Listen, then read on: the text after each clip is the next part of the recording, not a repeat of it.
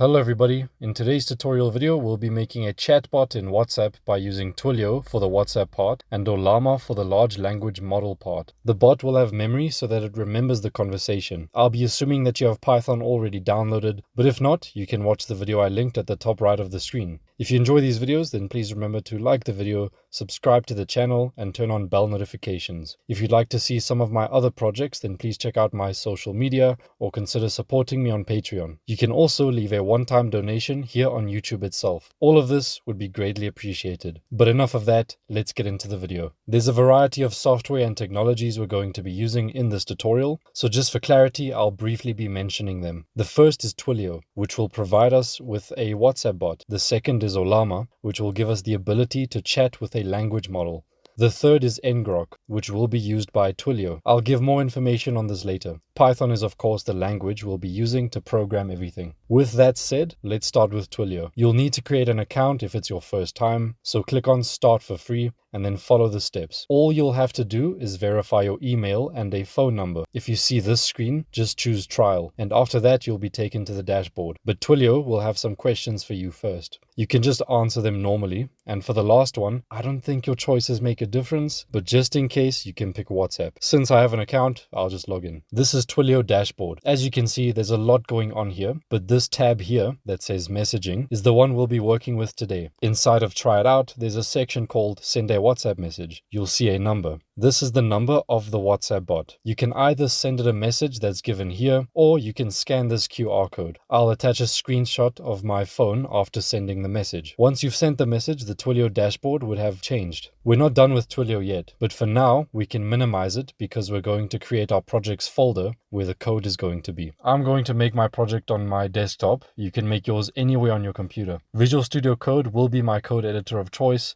so I'll open it and then I'll be dragging it in the folder that we just made. On the left here, I'm going to click this button to insert a file into our folder. I'll call this file .env. These are special files that are normally used to store sensitive data such as API keys or tokens. We're going to be storing our Twilio info here so that our code can connect with our WhatsApp bot. In the first line, I'll write Twilio account SID, and on the second line, I'll write Twilio auth token. Now we have to fill in these with the correct info, which we can get from Twilio. Back on the Twilio dashboard, we can go to Account Dashboard at the top here, and at the bottom, you'll see the two pieces of information that we need. Before we continue, it's very important that I mention the security risk here. If anyone gets access to this information, they will be able to control your bot. Do not share these tokens with anyone. With that said, you can go ahead and use these buttons to copy the information into the .env file we just made. Obviously, account SID goes into the top one and auth token goes into the bottom one. We're going to go back to Twilio later, but for now you can minimize the window. In Visual Studio Code, I'll create a new Python file. We can do this by giving the file a name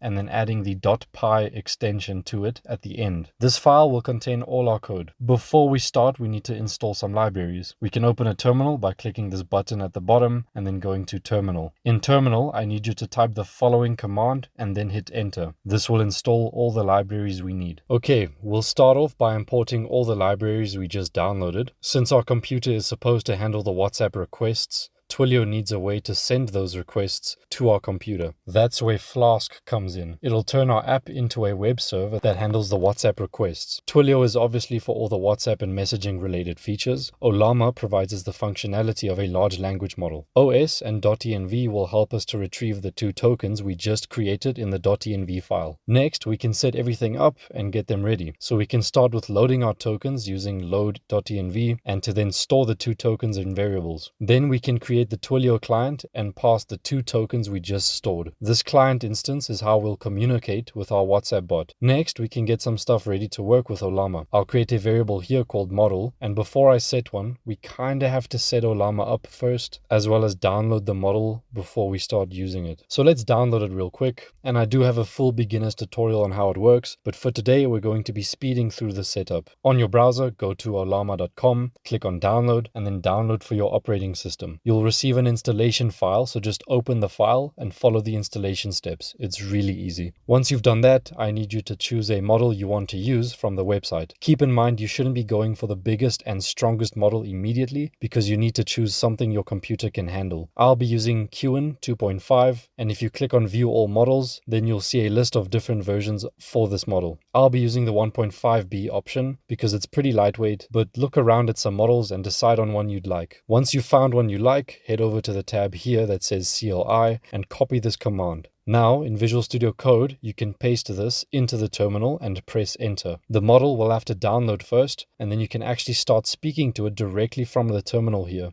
But we're not going to do that. So press the bin icon to close the terminal. We're going to be using it with Python. Now that the model is downloaded, we can specify the version in the model variable we made. The name will be the same name that appeared on the website. So for mine, it'll be Qwen 2.5:1.5b. Do this in quotations, obviously, because it's a string. Next, we can set the system prompt, which is like a basic brief that your bot's going to use to alter its personality and core objective. I'm just going to tell mine that it's a helpful assistant. The next step is to add memory to the bot so that it remembers the conversation. And I'll also be explaining how it works real quick. The way LLMs usually work isn't that you give it one message at a time. They work by giving it the entire chat history every single time. For example, you would assume that you hand over messages to the LLM one by one, like hello, and then it responds, then you ask it how was your day, then it responds, and then you send another message, and so on, one by one. The way they actually work is by sending hello, then it responds, then you give it back the full history. So you then give back hello, its own response, and then the user's next message too, which is how was your day. You give it all three of those. After the bot responds, you do it again. You give it the entire chat history, including its own messages. You might be asking yourself, how does the bot know what messages are its own and which messages are from the user? The bot uses labels like assistant for its own messages and user for the user's messages. Now that we got that out of the way, we need some kind of structure that can store this chat data. So I'll be using a dictionary called conversation context, and for now it'll be empty, but I'll put an example of what the format would look like on the screen right now. As you can see, memory is going to be per number because obviously everyone wants their own chat with the bot, and then each number is going to have a list of messages. I'm also going to add a variable called conversation context limit, and this will be the maximum amount of messages the bot can loop back in history to form its next response. So 6 means it can only look back 6 messages in history. You're welcome to change this as needed, of course. And finally, we can create our Flask app, as simple as that. Next, we need to make a function that we can call every time a user sends a message. This function's responsibility is simply to add the user's messages and the bot's messages to the conversation context dictionary we just made. The entire function splits up between two cases. Either there is already a chat for the given number and we simply just add the newest message, or the number isn't added yet and we need to create the structure for it first. In our first case, we're simply checking the length of the chat so far because we want to limit it to the number we set earlier. And then we add the message. For our second case, we add the number and create the list structure, already containing the first message. We also need a second function, but at least it's really simple. It just retrieves the chat for the given number so that we can give it to our language model. Now for the main event, making our WhatsApp bot talk to us. This line of code is specifying that the function below it will handle any post request to the /WhatsApp route, which is a fancy way of saying that every time the bot receives a WhatsApp message, it's going to run this function right here. Next, we need the user's number and their message so that we can store it in the chat to give it to the language model. We can use the request object for this. Then we can finally call the function we made to store the chat. We're now also going to use the Ollama library. This response variable contains the language model's response to the user's message. Model is simply the model we specified earlier, and messages will contain the system prompt, as well as the conversation history by using the method we made earlier. Now remember, we also need to store the LLM's messages. So let's call the same function as before. Then we have to send the response back to the user waiting on WhatsApp. So first we create a messaging response object, which is how a message is represented and is also what we'll be giving back to Twilio. The message part of this response will be response.message.content. And then we can go ahead and return it as a string so that the bot knows what to reply. Then of course we should add the code that actually runs the Flask app. This is done by typing Flask app app.run, and then passing the host and the port. All zeros in the host indicates that it's localhost. I promise we can almost run the code and test everything out, but there is still one more step left. Twilio needs to know where to send requests to. So in the real world, you'd probably have some server somewhere that listens for requests over the internet, and Twilio would have access to the URL for this. Now, here's the issue. We're going to be running our Flask app locally on our own computer through localhost, which isn't available to the internet. So we need to somehow make it available to the internet, first of all. And then second of all, we need to tell Twilio where to find our service. To make our service available to the internet so that Twilio can access it, we'll use a tool called Ngrok. So here on this website, which I'll link in the description, I need you to click on Get Started and then click Create Account. On the screen, I'll simply select the details like this and then click Continue. Once you're in, you'll see many different methods to download Ngrok, one of them being the Microsoft Store, which you're welcome to try, but me personally, I install it using a command. So you can open a command prompt by typing CMD in the Windows search bar, and then in here, I'll type the following command to install Ngrok. Now, if this doesn't work for you, then please try the other methods listed on the website, but this one worked for me. After it's been downloaded, there's another command you need to paste, and you can get this from the Ngrok dashboard. It's this command right here. But please don't share your token here because this is how you're going to authenticate with your account. Click the copy button and then paste this into the command prompt and hit enter. So we're now ready to run the bot, and it's going to contain 3 steps. The first is to run the actual code. The second is to make our app available to Twilio through Ngrok.